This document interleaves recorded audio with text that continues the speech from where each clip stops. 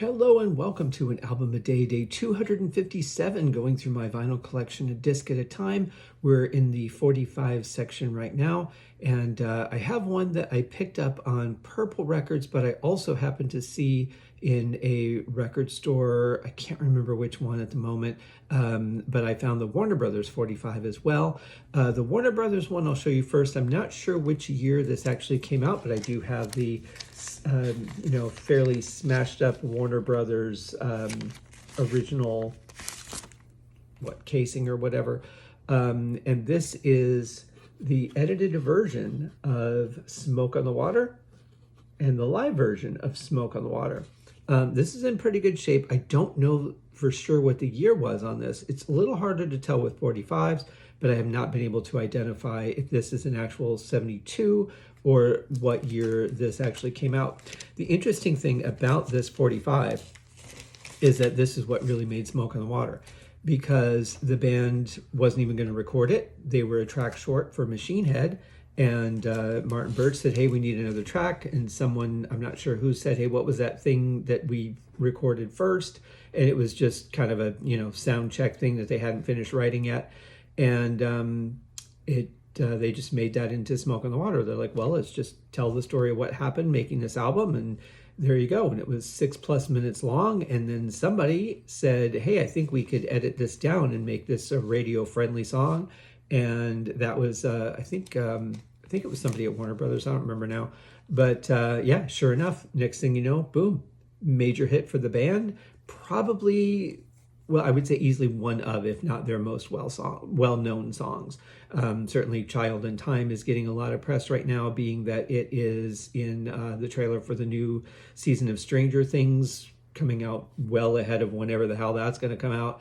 But yeah, really interesting how that all worked out, because to them it was an album track. It was something that they weren't even going to put on the album. And the next thing you know, it's one of the biggest hits that we know musically. When I was working at Pro Sound Music, I cannot tell you the number of kids that would come in and grab a guitar, and that would be the thing that they would play. It was either that or Iron Man, because they're really easy songs to play.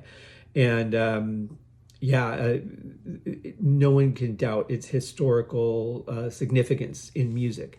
So I do have one on Purple Records as well, the original sleeve. That's the word I was looking for.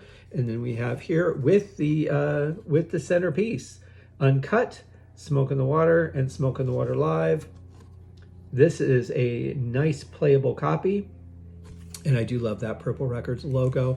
I don't know if they ever came out with this in a version in purple vinyl. It seems like they would have at some point, but I haven't seen one. Very possible. But anyway, 2 days in a row, historically significant songs, not just for Deep Purple, but I think for the music world, in at least in rock.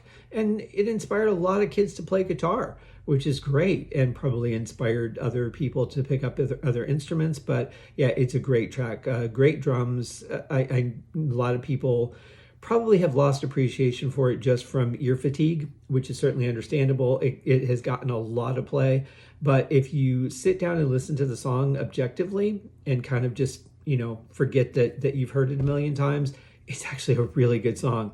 And there's a reason that it became a hit, right? Because it's a good song.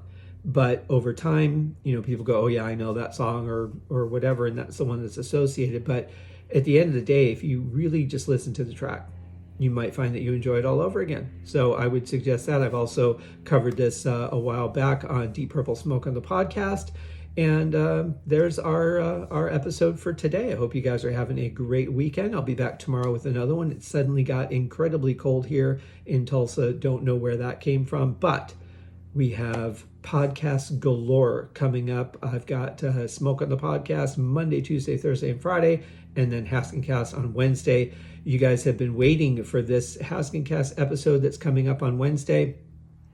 This is where Kevin Brown, from the multitude of podcasts he does, the Tom Petty Project, Seaside Pod Review, a Queen podcast, and of course, co-host of the Ultimate Catalog Clash. This is digging into Taylor Swift's 1989 album. So be sure to check that out on Wednesday. Check out my Deep Purple shows Monday, Tuesday, Thursday, and Friday. And I'll see you guys tomorrow. Have a great day. Cheers.